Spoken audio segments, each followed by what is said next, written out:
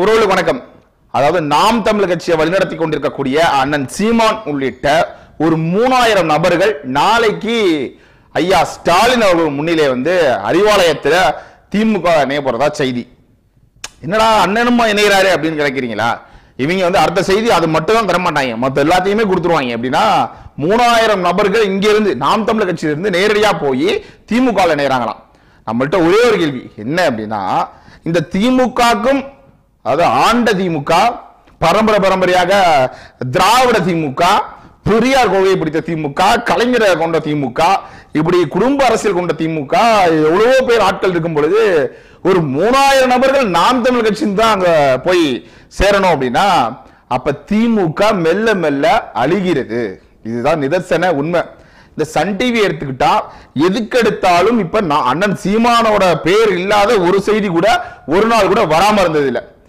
என்னன்னா பயம் ஆட்டம் கண்டுருச்சு. பெரியாரை அடித்த அடி, இங்க இருக்கக்கூடிய அல்லக்கைகள் பெரியாரை தூக்கி சுமந்து கொண்டு கத்துவதற்கு காரணம் என்னன்னா பெரியார் மீது உள்ள பற்றோ பெரியாரை பின்தொடர்புறமோ அப்படின்னு கிடையாது. அவங்க எல்லாம் திமுகவோட ஏவல்கள். அதனாலதான் அவங்களுக்கு ஒரு பயம். இப்படி 3000 பேர் அதிமுகக்கும் சரி, அதாவது எதிர்கட்சிக்கும் ஆள் சப்ளே நாம் தமிழர், திமுகவுக்கும் ஆள் சப்ளே நாம் தமிழர், பாஜக ஆள் சப்ளே நாம் தமிழர்.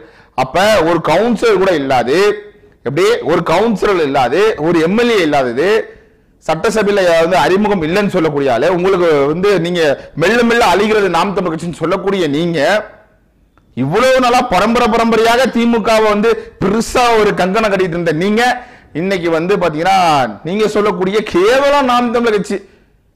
நீங்க சொன்னீங்களே இப்ப ஐயா அவர் சொன்னாரு, காலக்குடும்ப நாம் தமிழர் கட்சி இருந்த ஒரு 3000 பேரை வக்கு இல்லாம இருக்கு. இதை இங்க இருந்து ஓடி போன பெயிண்ட் மாமா ராஜீவ் காந்தி பதிவு போடுறாரு. 3000 நபர்கள் ஐயா ஸ்டாலின் முன்னிலையில் இணைகிறதா சொல்லி இது சன் டிவில ஒரு பெரிய நிகழ்ச்சியா போது, எல்லா செய்தி உலகத்திலையும் போகுது. என்ன காரணம் அப்படின்னா, ஈரோடு இடைத்தேர்தல் பெரியாரை சரிச்சு வீழ்த்தியாச்சு, இனிமேல் பெரியாரோட பேச்சு எடுபடாது, என்ன பண்ணணும்னு தெரியல. அதனால நாம் தமிழர் கட்சியில் இருக்கவங்க பெரியாரை பேசின ஒரு காரணத்தினால வேற வழி இல்லாம இங்க சேர்றாங்க அப்படின்ட்டு ஒரு பொய் பிம்பம். இதுல ஒரு சைடு சூப்பாவி கதறு பாத்தீங்க அப்படின்னா அப்படியே நமக்கு ஜிகு ஜிகு ஜிகுன்னு இருக்கு. என்ன அப்படின்னா, அவங்க பெரியாரை கொள்கையை கொண்டவங்க என்ன எடுப்பாங்கன்னா அடுத்து பெண் விமர்சனம். அண்ணனுக்கும் விஜயலட்சுமி உள்ள இந்த தனிப்பட்ட விடயத்தை அதை எடுத்து பேச வேண்டியது. அந்த உண்மையோ பொய்யோ தெரியாது, ஆனா அவர் பாதிக்கப்பட போகிறார், பாஜக போய் தெரியாமல் மாட்டிக்கொண்டார், வாய்க்கு வரதை பேசுறார். இதே பேசுதமிழா பேசுங்கிற ஒரு வலைவலியில ஒரு அக்கா கழுவி கழுவி கழுவி கழுவி ஊத்துச்சு. நீங்க ஆம்பளை யாரான்னு கேட்டுச்சு, அறுத்து விட்டுருவோண்டா அப்படின்னு வாய. அப்ப அதை பத்தி ஏதாவது பேச போறோமா? பெண்களை பத்தி தவறா சொல்ல போறோமா? இல்ல சுப்பாவிக்கும் வேற எங்கேயாவது தொடர்பு இருந்தது, ஆம்னி பஸ்ல தொடர்பு இருந்தது அப்படின்னு ஏதாவது பேச போறோமா? கிடையாது. நம்ம பெண்களை முன்வைத்து தாக்குதல் நடத்தக்கூடிய ஆட்கள் நம்ம கிடையாது. அப்ப இது போல வேலையை செய்யக்கூடியதெல்லாம் யாருன்னா இந்த பெரியாரிஸ்ட். இவரோட எண்ணத்தை பார்த்துக்கங்க, எண்ணம் எங்க இருக்குன்னு. இன்னொரு ஒரே ஒரு கேள்வி கேட்கணும். ஐயா ஸ்டாலின் நாளைக்கு ஒரு அறிவிப்பு இன்னைக்கு அறிவிக்கிறாரு. என்ன அப்படின்னா, இரும்பு முதல் பயன்படுத்தியது தமிழர்கள் தான், கல் தோன்றி முன் தோன்றா காலத்தை தமிழ் தோன்றியது அப்படிங்கிற மாதிரி நீ என்ன, நீ ஒரு நல்ல ஆண்மகனாக இருந்தால் ஐயா என்ன சொல்லி இருக்கணும் அப்படின்னா, திராவிடர்கள் அப்படின்னு சொல்லி இருக்கணும். இங்க மட்டும் தமிழர்கள் பயன்படுத்த வேண்டியது. ஏன்னா நொறுக்கி போடுவான். இததான் மன்னன் ஒரு 9 காலத்துக்கு முன்னாடி ஒரு பேட்டியில 2019 ஆயுதம்ங்கிற அவர் எழுதக்கூடிய ஒரு புத்தகத்துல என்னது, அந்த புத்தகத்துல என்ன எழுதியிருக்காருன்னா, இந்த இரும்பு முதல் பயன்படுத்துறது தமிழர்கள் தான். இந்த நம்மால் தமிழ் மன்னன் அயல் தேசத்தை சேர்ந்த மன்னருக்கு பரிசாவே இரும்பு கொடுத்திருக்காரு. அவங்களுக்கு இரும்பு பத்தல, இல்ல முதலா இரும்பு இங்கதான் இருந்தது அப்படின்னு சொன்னது. இது அப்பவே சொல்லும் பொழுது அப்ப இருந்த திமுக காரங்க என்ன சொன்னாங்கன்னா ஒத்துக்கல. அது எப்படி தமிழர்கள் ஒரு பெருமை தேடுறாங்க, எதுலயா இருந்தாலும் தன் முன்னிறுத்தி பெருமை தேடுறாங்க அப்படின்னு சொல்லி சொன்ன திமுக இன்னைக்கு அந்த மன்னன் சொன்னது அவர் ஒரு புத்தகத்துல இருக்கு, அதை இன்னைக்கு முன்னிறுத்துது. ஏன்? வேற வழி இல்ல. இத கூட காக்க துப்பு இல்லையா? எப்படி மஞ்சளை தாராவத்தை கொடுத்த மாதிரி இருமையுமா தாராவத்தை கொடுத்துருவீங்க அப்படிங்கிற மாதிரி கேவலப்பட்ட போயிடும் அப்படிங்கறனால இன்னைக்கு பேசுது. அப்ப மன்னன் எதிர்த்து உண்மை. அன்னைக்கு ஏன் முடியல அப்படின்னா, திராவிடர்கள் ஏதாவது வரலாறு இருக்கான்னு பாருங்க. அவங்களுக்கு தேடி இருக்காங்க, எங்கெங்கயோ தோண்டி இருக்காங்க. கடைசியா கிடைச்சது எந்த இடத்துல கிடைச்சதுன்னா மெரினா பீச்ல கிடைச்சிருக்கு. என்னடா மெரினா பீச்ல கிடைச்சிருக்குன்னா, இறந்து போன பிணங்களை, அதாவது தலைவர்களா இறந்து போன பிணங்களை பிண குவியல் கிடைச்சிருக்கு. அதுதான் வந்து திராவிட பொக்கிஷமா கிடைச்சிருக்கே தவிர நம்ம தலைவர் தவறு செய்யல. இறந்து போனா யாரா இருந்தாலும் பிணம், அப்படி இறந்து போனா தலைவரோட பிணம் தான் திராவிட இதா கிடைச்சிருக்கு மண்ணில் நோண்டி தவிர கிட்டத்தட்ட கிமு வந்து 54-40 வந்து இரும்ப பயன்படுத்தினதா தமிழர்கள் மாதிரி அவர் ஆய்வுல சொல்றாரு. ஐயா வந்து இன்னைக்கு 5000 ஆண்டுகள் 4000 ஆண்டுகளுக்கு முன்பு பயன்படுத்தியிருக்காங்க, 6000 ஆண்டுகளுக்கு முன்பு அப்படின்னு இன்னைக்கு சொல்றாரு. ஏன் காரணம் என்ன? அடித்த அடி இந்த தமிழர்கள் சொல்ல காரணம், இதை நான் பேரறிவிப்பு செய்ய போகிறேன்னு சொல்ல காரணம், அது ஆங்கில புத்தகத்தில் எவிட காரணம் என்ன அப்படின்னா, உங்க எல்லோருக்குமே தெரியும் அண்ணன் சீமான் அந்த அந்த பாராட்டுக்குரியவர் அண்ணன் சீமான். அவர் இல்லை அப்படின்னா இதையும் திரித்து வேற ஏதாவது ஏமாற்று வேலை செய்ய முடியுமா அப்படின்னு திமுக செஞ்சிருக்கோம், செய்ய முடியல, கதறாங்க. நேற்று போராட்டத்தை தேடி பார்த்தா இந்த வீரமணிலாம் எங்க போனார்னே தெரியல. அதாவது அந்த இன்னொரு வீரமணி இருப்பான் பாருங்க, மைனர் வயசுக்கு வராத, ஓட்டு போட வயசுக்கு வராத மைனர் குஞ்சு, அவர் என்ன சொல்றாரு அப்படின்னா 3000 நபர்கள் நாம் தமிழ் கட்சியினர். என்னடா சன் டிவி எடுத்தா 3000 பேர் போய் நாம் தமிழ் கட்சியில இருந்து இணையறாங்க திமுகன்னு. சரி, எக்ஸ்ட்ராத்துல போனா அவன் 3000 பேர் தன்னன் வீட்டை முட்டை கேட்டாங்களாம். காவல்துறை 800 சில்லற பேர் மேலதான் வழக்கு பதிவுன்னு சொல்லி போட்டு கிழிச்சு விட்டுருச்சு. இதுல 3000 நபர்னா அங்கிருந்த காவல்துறைகளையும் அங்கிருந்த நாம் தமிழ் கட்சியார்களையும் சேர்த்து பேசுறாங்களோ ஒருவேளை. அப்ப இவங்க 3000 எதோ எழுதி கொடுத்துட்டாங்க போல. இதுல இந்த டைரக்டர் ஒரு கிறுக்கு பையன் இருக்கான் பாருங்க, யாரே இப்ப இந்த சொல்லக்கூடிய சங்ககிரி ராஜகுமார் அண்ணன் கேட்கிற கேள்வி என்ன, அதுக்கு தெளிவான பதில் இருக்கா? இந்த டைரக்டருக்கு தெளிவான பதில் இருக்கா? அதாவது சீமானோட புகைப்படம் இவரோடு இருந்த புகைப்படத்தை இந்த புகைப்படம் பிரிக்கப்பட்டது, தலைவர் பிரபாகரன் இருந்த புகைப்படம் இவரோடு இருந்த புகைப்படத்தை பிரிச்சு இரண்டையும் இணைச்சதுக்கான ஆதாரத்தை காட்டுன்னு கேட்டா உங்க கைபேசியில தான் ஆதாரம் இருக்கு அப்படின்னா இது குசும்பு தானே. எல்லாம் பேசிட்டு கடைசியாக பெரியாரோட துணி பேசும்போது தெரிந்தது, ஆஹா இது பெரியாரோட குட்டி. தப்பா நினைக்காதீங்க, பெரியார் வளர்த்த குட்டிகள், இது ஒரு குட்டி. இது வந்து பெரியாரை பின்பற்ற குறைவீங்க. அப்ப திட்டமிட்டு அண்ணன் சீமான் ஆரம்ப காலகட்டத்தில் பெரியார் மடைகள் பேசினார், மாற்று கருத்து இல்ல. பெரியாரை புகழ்ந்து பேசினார், மாற்று கருத்து இல்ல. அவரே சொல்றாரு இன்னைக்கு தெரிஞ்சு திரும்பி பேசுறேனே. பயணித்த பாதைக்கும் பயணப்பட்டு எல்லாத்தையும் வழிநடத்துற பாதைக்கும் வித்தியாசம் இருக்கா இல்லையா?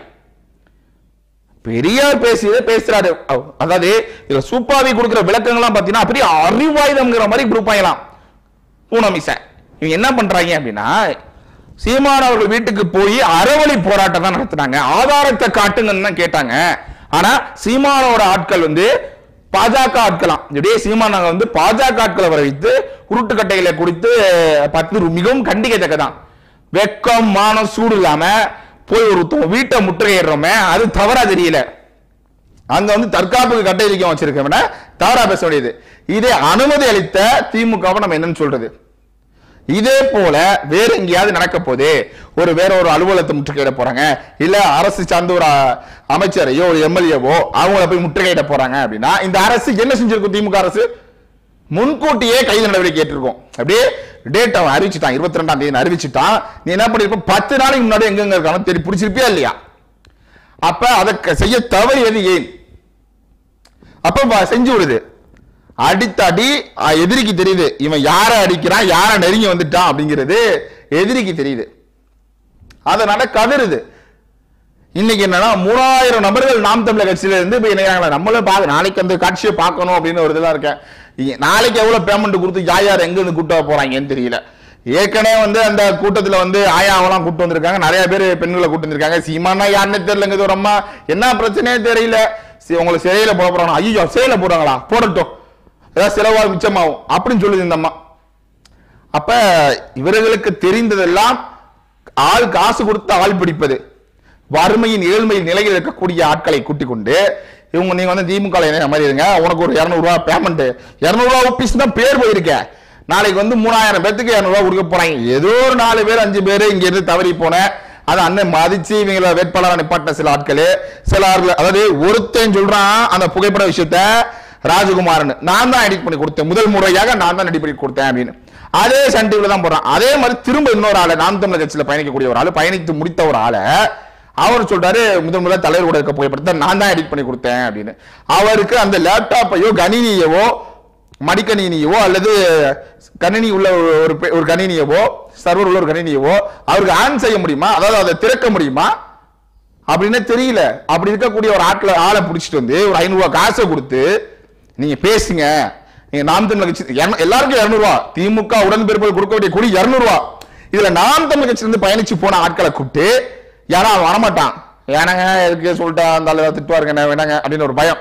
வேற வழியில ஒரு 300 ரூபாய் பேமெண்ட் எக்ஸ்ட்ரா தரணும்னா திமுக விலைக்கு வாங்கி ஒரு 500 ரூபாய்க்கு காசை கொடுத்து ஒருத்தனை பேச வைக்குது.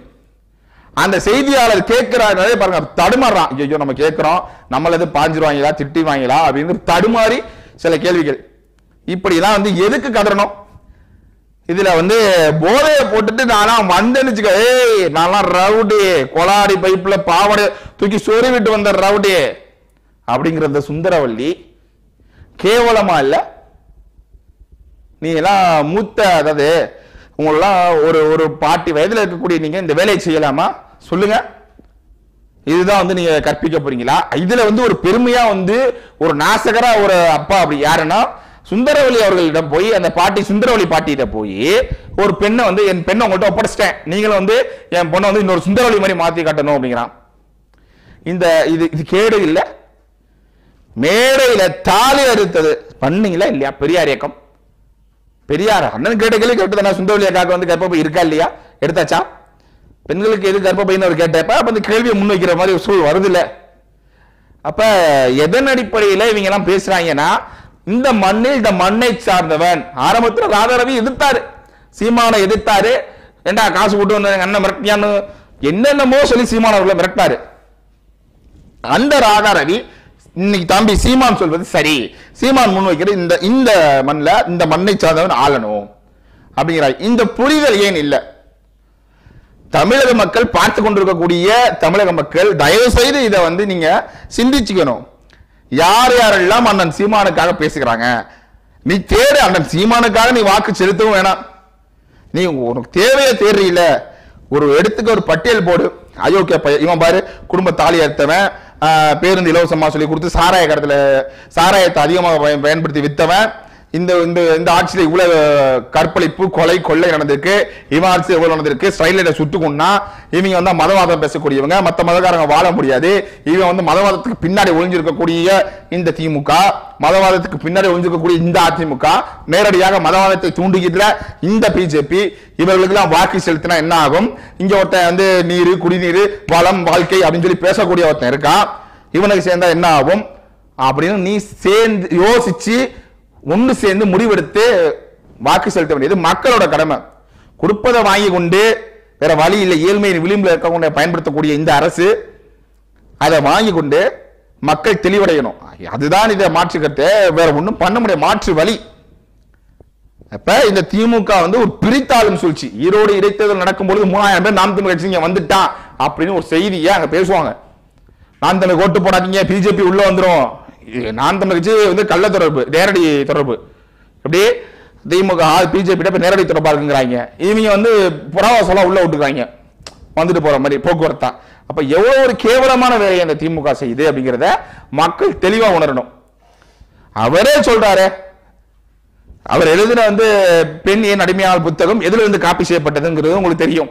அது இன்னைக்கு ஒரு ஆய்வு கட்டுரை போது, அது இன்னொருத்தர் எழுதினவர் அந்த அப்படியே ஒரு எழுத்து விடாம மாத்தி தமிழ் மொழிபெயர்த்திருக்காரு, அவ்வளவுதானே. அப்ப இவர் வந்து வாழும் பொழுது கேவலமான வேலைகளை செய்துட்டு இறந்த நாளையே ஒருவர் மனித புனிதராக முடியும் அப்படின்னா இதை வந்து ஏற்றுக்கொள்ளவே முடியாது. உயிரோடு இருக்கும் பொழுது பல அயோக்கியத்தனத்தை செய்தவன் இறந்த பிறகு அவன் கொடூரன், நரகாசூரன் கெட்டவன் சொல்லக்கூடிய நீங்க அவர் இறந்துட்டார் நல்லவன் சொல்லி இது பண்ணீங்களா? அப்ப மக்கள் சிந்தித்து செயல்பட்டா தெளிவான ஒரு வழிபிறக்கும், அடுத்த தலைமுறை வாழ வழிபிறக்கும். அதை சிந்தித்து செயல்படணும்னு சொல்லி இந்த காணொலியை நிறைவு செய்வோம். நன்றி.